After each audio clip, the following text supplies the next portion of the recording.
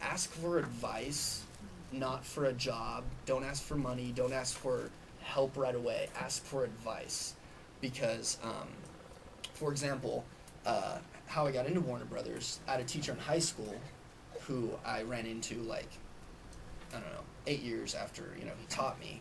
And I was like, hey, how you doing, Mr. Ladner? Had a conversation, and he was like, what are you into? And I was like, oh, I'm trying to get in the film. He's like, oh, one of my old students is like a vice president at Warner Brothers. You should connect with them.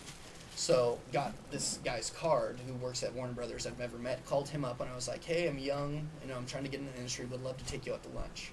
Just ask for your advice. I wasn't like, hey, I want a job, even though that's like, I was like, I need a job, I need an in. But I said, hey, let me take you out to lunch. Let me ask you for advice. I'd love to get your take on things. Just basically making him feel good, like, hey, you know what you're talking about, I don't, let's connect. So went out to lunch with him, and it was great. I was like, hey, what was your path? What was your road?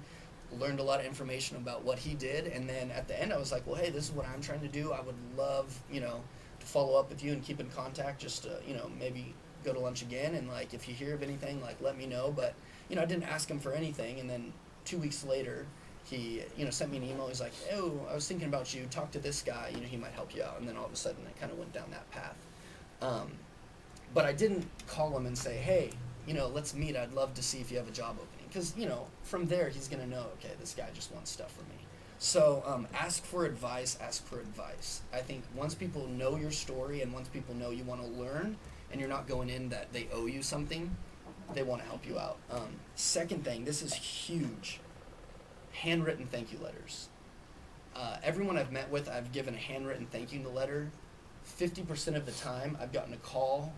When they get it, they say, Blake, I've never gotten a handwritten thank you letter in the last 2 years.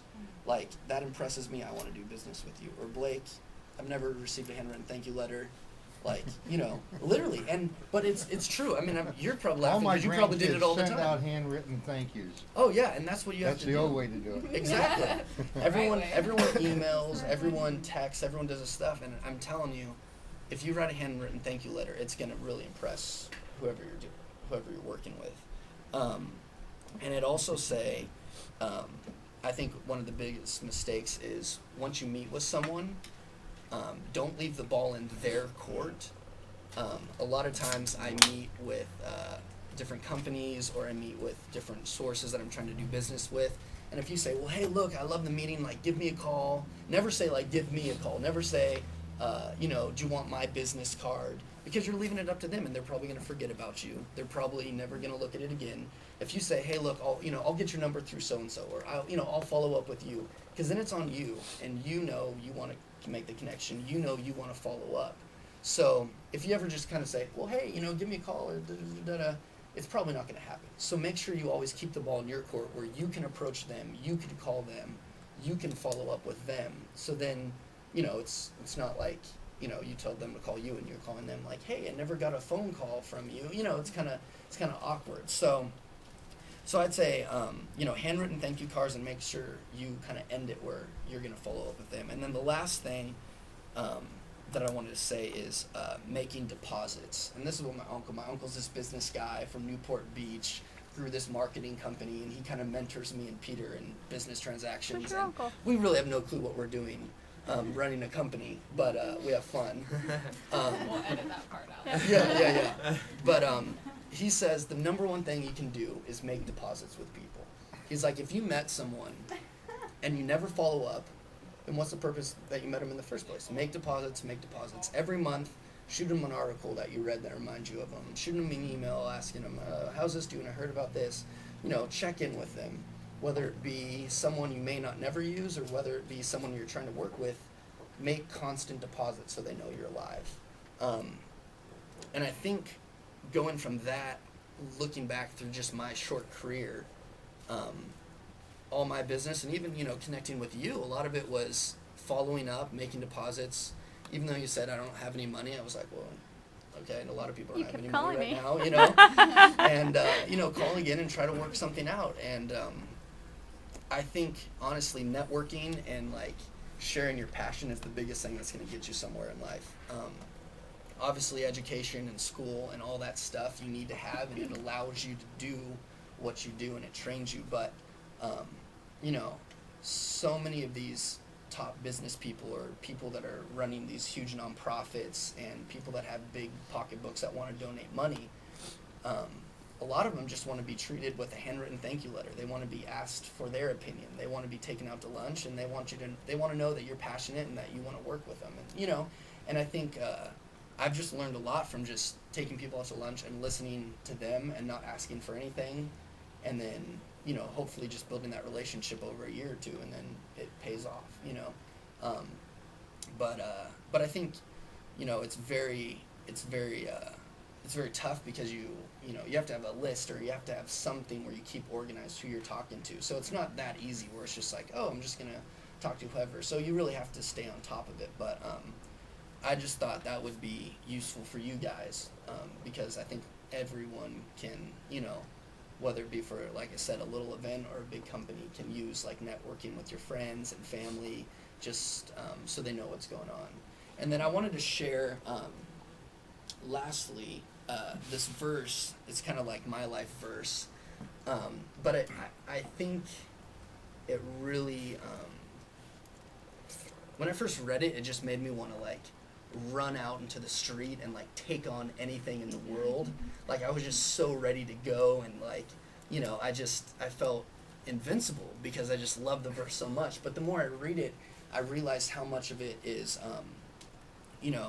kind of the journey of life, and how sometimes we don't feel ready to go into things, and sometimes we're not confident with our abilities, but God has known where you're coming from and knows your heart from the very beginning, and he's ready to walk through everything with you, and eventually he has huge plans that you could never even imagine. And here's the verse. It's Jeremiah 1, 4 through 10. So we're going Old Testament here, and this is how it goes. It says, "Before I formed you in the womb, I knew you, and before you were born, I consecrated you. I have appointed you a prophet to the nations. Then I said, Alas, Lord God, behold, I do not know how to speak, because I am a youth. I don't know how to speak. But the Lord said to me, Do not say, I am a youth, because everywhere I send you, you shall go, and all that I command you, you shall speak. Do not be afraid of them. For I am with you to deliver you, declares the Lord. Then the Lord stretched out his hand and touched my mouth. And the Lord said to me, Behold, I have put my words in your mouth. See, I have appointed you this day over the nations and over the kingdoms, to pluck and break down, to destroy and overthrow, to build and to plant." And I think what just is so powerful about that, it shows from the time you were born, the time we all just started living life, God knew who you were, God had a plan for you. And as you grow up, you're like, I have no clue what I'm doing, I don't know how to speak, I don't know how to talk to people, I'm young, or I'm way in over my head, and God's like, look, I'm sending you out, I know your path, wherever you're gonna go, I've already taken care of the people there for you, I'm leading your path. And I think the coolest thing is he says, I've appointed you this day to go over to the nations, to destroy, overthrow, to build, and to plant. And for me, I'm like, that's just a call to say, you know what? Keep going, keep living your life with the passion, whatever God or whatever you feel like you're called to.